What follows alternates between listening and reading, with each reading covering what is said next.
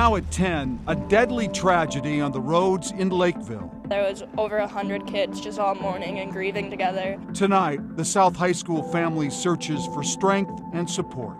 They were really great people. They will be very missed. Plus, evidence that has authorities calling the San Bernardino shooting an act of terrorism. This was terrorism. It is that simple. And Timberwolves general manager Milt Newton on the life and legacy of good friend Flip Saunders.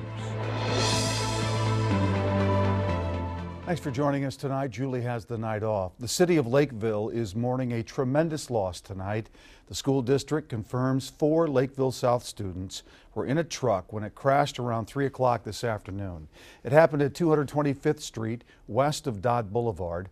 The Dakota County Sheriff's Office says 2 students were thrown from the vehicle and died at the scene. 2 others were seriously hurt.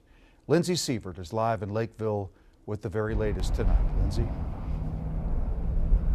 Randy, we were here as grief counselors and pastors were inside the school for most of the night, giving students a space to grieve and cry and pray. And those 2 young men that passed away, a junior and senior, were so loved by many classmates who tonight leaned on one another to process this magnificent loss. On Friday night, Lakeville South students never expected to return to school, but here found a safe haven for heartache. We're Lakeville strong. Together in there was over 100 kids just all mourning and grieving together. We just all prayed together as one community. After school ended, a truck filled with 4 students rolled over only minutes from Lakeville South. 1 passenger escaped, another was injured, but Dakota County deputies found 2 young men thrown from the truck. Probably the most happy, lively people you could meet. They didn't survive. They were really great people. They will be very missed. Loss even harder to comprehend after a similar tragedy exactly 2 years ago today, when Lakeville North student Alyssa Edel also died in a crash. It's really hard for the community. And then today, 2 kids on the same road passed away in a car accident. In one afternoon, the course of life in Lakeville is painfully changed, with young lives forevermore. It probably won't hit till Monday when you're in class and they're not there anymore. We're still shocked. And while we have learned the names of the 2 young men that passed away, we are choosing not to release their names until authorities do so. And Randy, we can tell you that all the athletic events and activities were canceled here on Friday night, and students from both Lakeville North and Lakeville South are coming together, again focused on supporting one another as the community grieves, and especially focused on remembering these young men. All right, very sad. Thank you, Lindsay.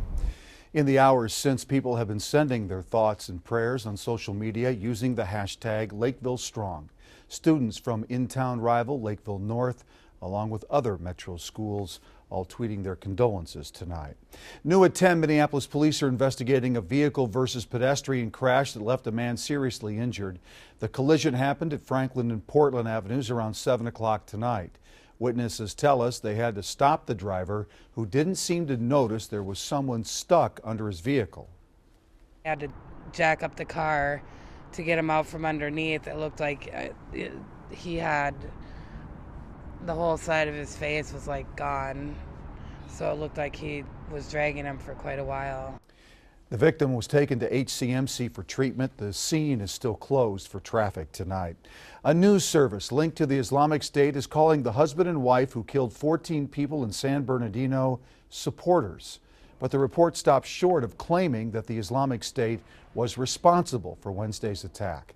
The FBI has called the deadly shooting an act of terrorism. The agency confirms Syed Farouk and his wife may have been inspired by foreign extremists. But Director James Comey says there is no indication yet that the attack was directed by a terror group. We are going through a very large volume of electronic evidence. This is electronic evidence that these killers tried to destroy and tried to conceal from us, that we now have and are exploiting to try and understand them. Facebook is also cooperating with federal investigators after they discovered what appears to be a post from Farouk's wife pledging her allegiance to ISIS. The investigation into the accused San Bernardino killers is still in the beginning stages. The FBI says it's looking into whether the couple was part of an organized or larger group of extremists. Attorneys for the Farouk family said that the couple showed no warning signs. Former CIA agent Jack Rice says ISIS has been effective at recruiting worldwide by reaching out through social media to inspire these kinds of attacks. But I think there's something that's maybe even more important. I think Americans need to take a breath. Americans need to realize that this is not an existential threat. They're not going to destroy the United States. People of the United States need to understand and realize that only they can do that. They can stand up and remember who they are. If they do that, this will pass. These people will pass. We will find these people, but the U.S. will survive. Tonight, Muslim communities across the country and here in Minnesota are calling for calm as they condemn the violent attacks. We cannot judge an entire population of 1.7 billion on the actions of a very, very small group of people who want the world to be in fear because of the fact that we think that this is bigger than it is. It's not.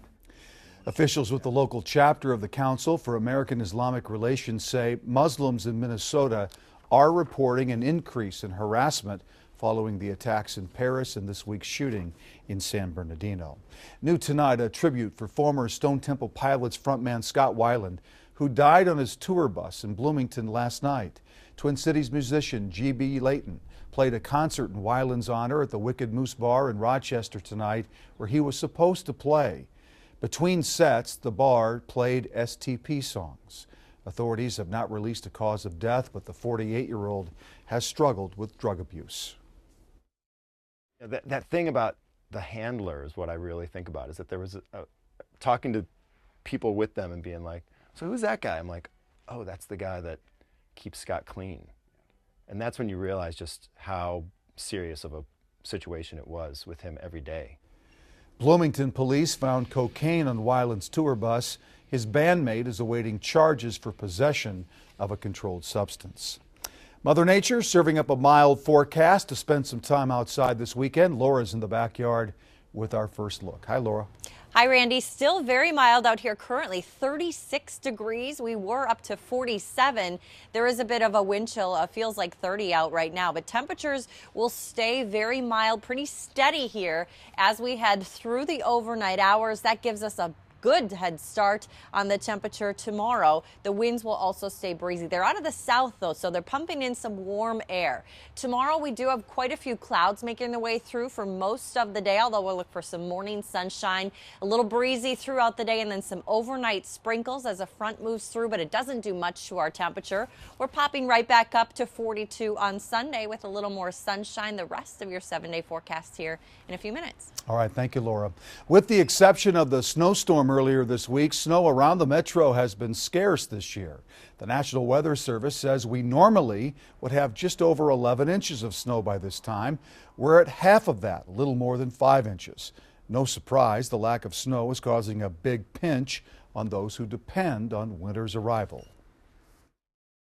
Oh yeah, it triggers it, because that's what triggers it, is they see it and they go, yo, it is going to snow. They want to be positive about it, and they're thinking positive, and so they don't want to miss out on it. The St. Paul Ice Fishing and Winter Sports Show takes place at the River Center this weekend. Vendors there say sales on big ticket items are scarce, but people are cashing in on winter clothing deals. Still ahead at 10, an unbroken bond both on and off the basketball court. Wanted me to be his general manager, and I said to my wife, I said, let's pack up. I'm taking you back home. Tonight, we go one-on-one with Wolves GM Milt Newton as he remembers working with one of his best friends. Plus, a mysterious weather phenomenon discovered on a Twin Cities lake. And as we go to break, a big congratulations to employees of Allianz Life Insurance. Today, they loaded semi-trucks full of donations they've collected for families in need this holiday season. It includes 20,000 pounds of food and 15,000 pounds of clothes.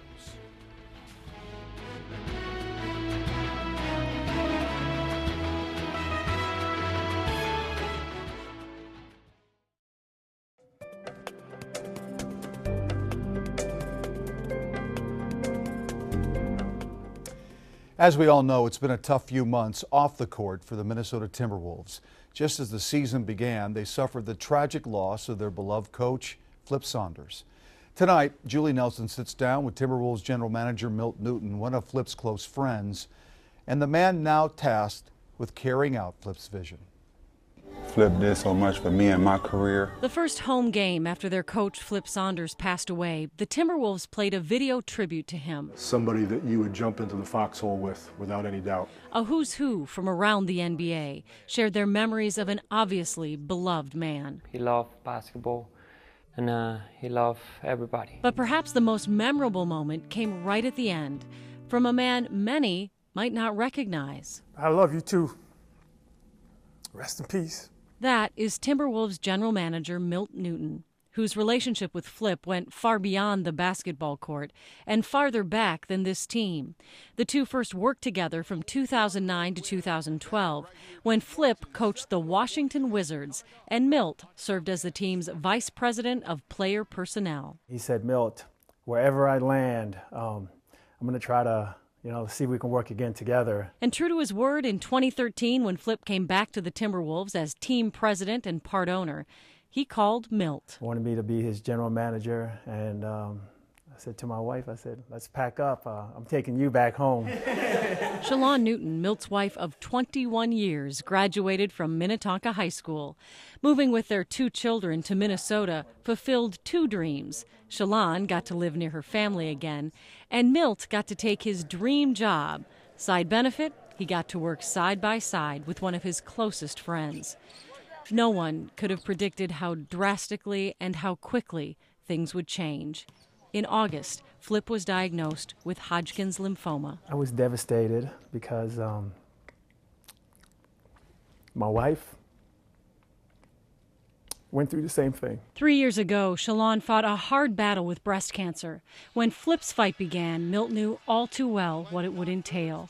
But even while undergoing treatment, Milt says the coach kept showing up at Target Center. He wanted to be around the environment, be around the players, be around the facility, be around the basketball court. But he fought. He fought all the way to the end. And that's who he was. He was a fighter. Flip's fight ended on October 25th, surrounded by family and close friends, including Milt. The loss Milt feels evident in the tears shed in that tribute. I was like, do you really want thousands of people to see you crying on, But it wasn't about that in the end. It was about my genuine feelings. How hard is it now to go in every day and do this job, and you're so used to having constant conversations back and forth with what sounds like a dear friend? The best way for us to honor Flip is to go out, compete, be unselfish, be we players instead of me players. All the guys that are on the team are guys that Flip had really big part in saying, I want this guy on that team. And so each of our players I see, they represent a piece of Flip. Just want to do things to make him proud. Newton says he's especially proud of the young talent he and Flip recruited, players like Karl Anthony Towns and Andrew Wiggins, and of the veteran players like KG, who are helping those young stars succeed. He also says he's very happy with the job that interim coach Sam Mitchell is doing on the court. Nice look at a guy who's got a lot of stuff going on.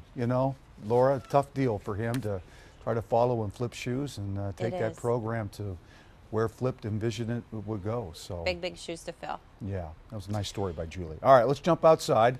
Tell us about the 40 degrees we are going to see over the next few days. Yeah, 47 today and 40s all through the 7-day forecast. A lot of melting and refreezing going on, and that's what's going on over in Elk River. Gary and Shirley sent in these photos of these super cool snowflake images on the ice formations that I asked the state climatology office, and then they passed me along to the ice expert Ed Swain over at the MPCA, who says ice thaws and it forms these drain holes. That's the center of those snowflakes. Snow falls on top and forms some slush, and through thawing and refreezing, these patterns form along the drain holes. You can see them in ponds that are not frozen. You see those dark spots in many ponds across the area, but it's the refreezing of everything that gives it that snowflake or that spider-like formation. So very cool. And again, here's a closer look at them, that drain hole right in the center, and then the kind of funnels that have gone drained down into them. As that refreezes, that's where those little dendrites form. That makes it look like a snowflake. So thanks to Gary and Shirley for sending that in. Super cool photos, and we love to see them. 47 today, well above that average of 31 degrees, and we have several more of those to come. 42 both tomorrow and into Sunday. A nice warm day on 44. So not a snow lovers forecast here, not a winter lovers forecast, but certainly a mild treat here, a little heat wave into December. Starting off tomorrow, very warm, and that gives us a head start to head back to 40 again. Not going to be quite as warm today because we will have clouds moving in tomorrow afternoon and evening. Looks like quite a cloudy one. A little sunshine in the morning for the east. For the west, we're looking at those clouds hanging on throughout most of the day as a weak little front makes its way through. Passes over the metro in the overnight hours, right near midnight into the early morning. We could have a few light showers or sprinkles. Still warm enough, though, that we're looking at rain here and not snow by Sunday morning. Still a few hanging on in southeastern Minnesota. What we'll still have Sunday early in the day is some lingering cloud cover over the metro, but that will start to clear out as we head through the day. So for Vikings fans headed to the bank on Sunday, those lingering clouds at kickoff, mid-30s, light winds and more sunshine as the game goes on, eventually making it back up to the 40s. And then Sunday evening, the lighting of the first Hanukkah candle. Anyone traveling out and about to and from some celebrations with friends, no problem in the weather there. Everything is mild and quiet, and again, that goes through the rest of the 7-day forecast. Now this week, 10 to 15 degrees above average for each one of these days, but a little rain moves in here at the end of the week, and that's triggering a change. The rain comes through, and by the time we get to the following weekend, the week after this 7-day forecast, things look a little more like December. Well, Dave's got a big crowd out here with us in the backyard. Take it away, Dave. All right, thanks, Laura. Yeah, backyard toys for tots. Always a great time of year. We have a great group out here as well, and it starts with Gunnery Sergeant Ellis. First of all, why don't you just tell us what you're looking for? I know you guys have just gotten started, but what exactly are you looking for donations this year? For donations this year, we would really like to see more toys for the toddlers.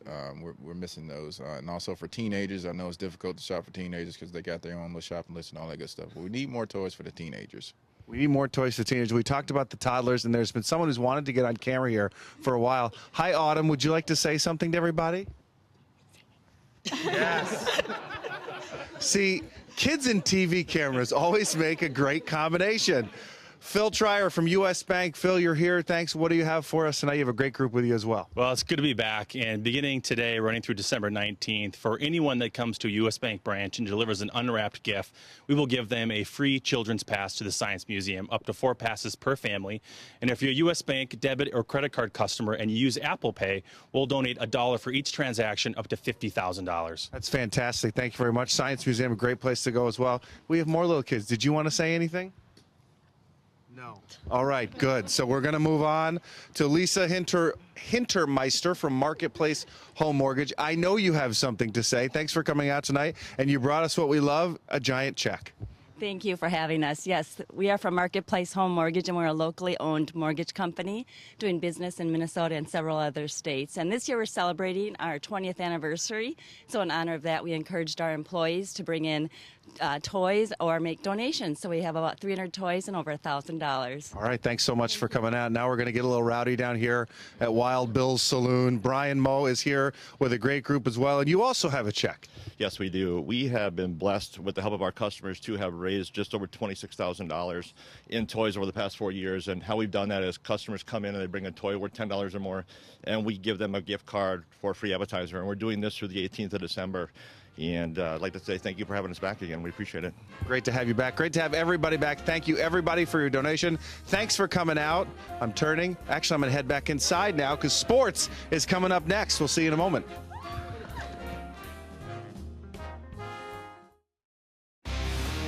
KARE 11 Sports from the Mayo Clinic Sports Medicine Sports Desk.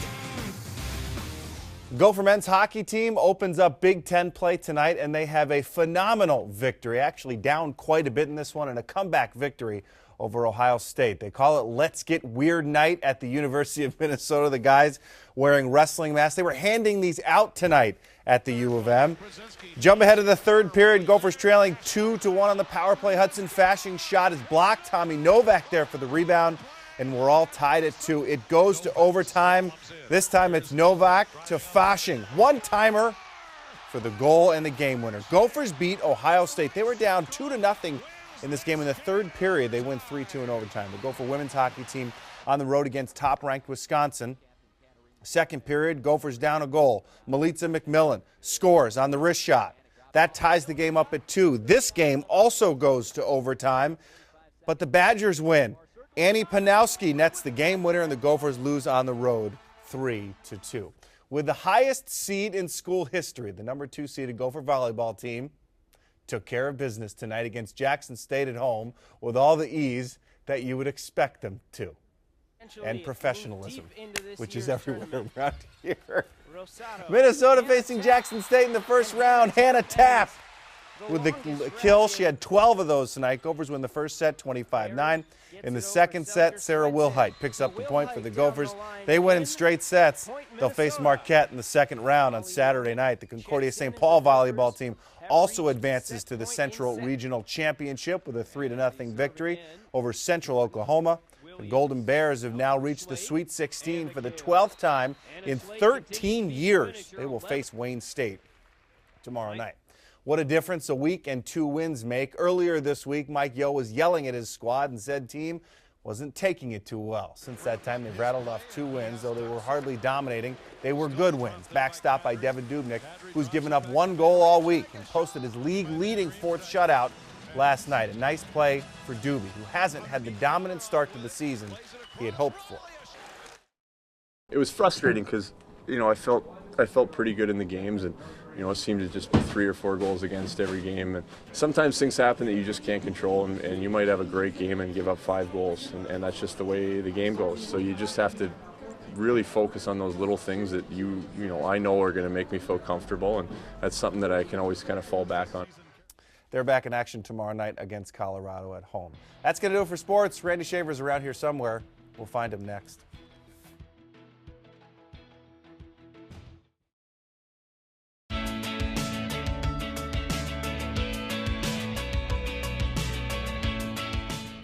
It's the little things. Before we go, the Union Depot in downtown St. Paul is officially transformed into a hub for the holidays. 3, 2, 1. They kicked off the festive season with the grand opening of the European Christmas market tonight. Families took in free music and a movie. The North Pole Express train also made a stop tonight so kids and their parents could see Santa and his elves at work. Events at the Union Depot will take place over the next 2 weekends. And at least this weekend, the weather will certainly cooperate. Yeah, anything you want to do outside. Maybe you're still going to get trees, putting up holiday decorations, just enjoying a little sunshine, enjoying some Vikings. Yeah. All of that is a go. They've had some amazing weather on Sundays outside this year, haven't they? Sure. Thanks for watching.